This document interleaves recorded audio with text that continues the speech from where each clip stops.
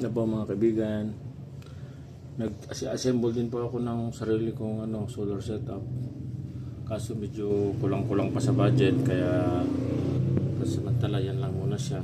Tapos napaka-mano-mano ng trabaho, parang pinipilit ko lang siyang assemble nga kagad kahit meron pang kulang.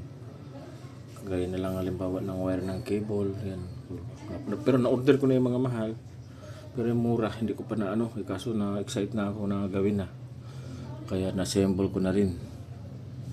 Ayan, yan po ang worth nyan, halos na sa na, kasi ito 4,000, kulang-kulang 4,007. Ito naman kulang-kulang 1,700. Ito 1,500, kulang-kulang 1,500 din ang isa. Tapos ang totoo, napakarami kong solar panel, 8 yata, pero sa ngayon 2 pa lang ang nakakabit ko doon sa taas. 3 na yon na nakaset up doon, pero 2 lang kasi wala ng cable, yung solar cable. Sa ngayon at least nabuo ko na. Tapos yun, tatry ko ang aircon.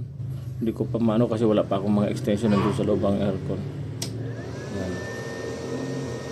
Tapos ito, yan, mahina lang ang halbers niya, 2.0. Tapos ito malalaman ko ngayon kung ilang watts. Pang tindahan namin, nagamit ko doon sa tindahan sa kantin, sa nagbabantay ng kantin, mura lang kasi ito. Ngayon malalaman ko ngayon kung ilang watts ito, kasi pag sinasaksakan para ito, doon lumalabas kung ilang watts ang kinoconsume, kaya doon ko malalaman. Ikot na siya.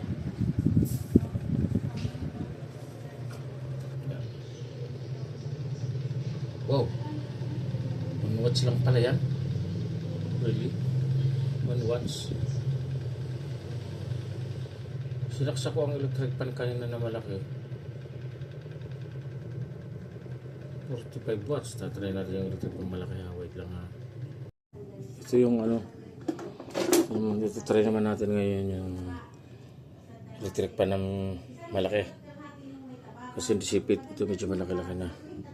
So ayan siya, naka 0 watts siya ngayon. Kanina 1 lang daw yun, yung diipit na yun. Saksak natin ito ngayon.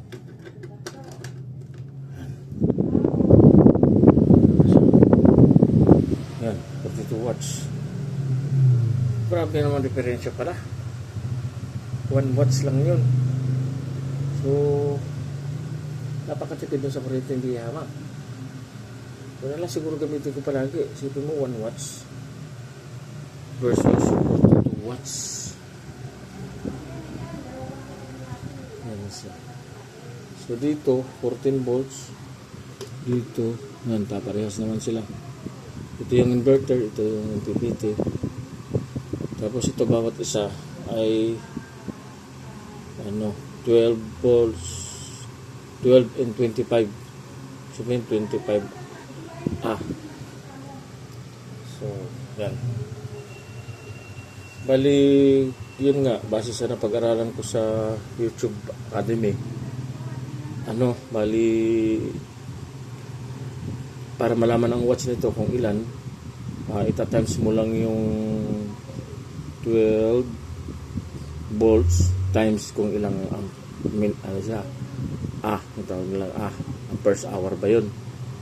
Tapos yun, ang sagot niya ay 300 watts bawat isa. So 3, 6, 9, 12, may 1,200 watts ito. So kung kukonsume lang ako ng 42, tagal-tagal kong gamitan ang 1,200 watts. Pwede siya sa aircon, kasi ang aircon ko 0.6 horsepower lang.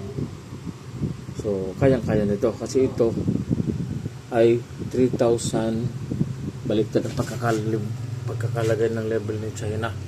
Baliktad natin ang camera. Ayan siya, 3,500 watts. Ang continuing power niya, output power niya, continuous output power ay 1,500.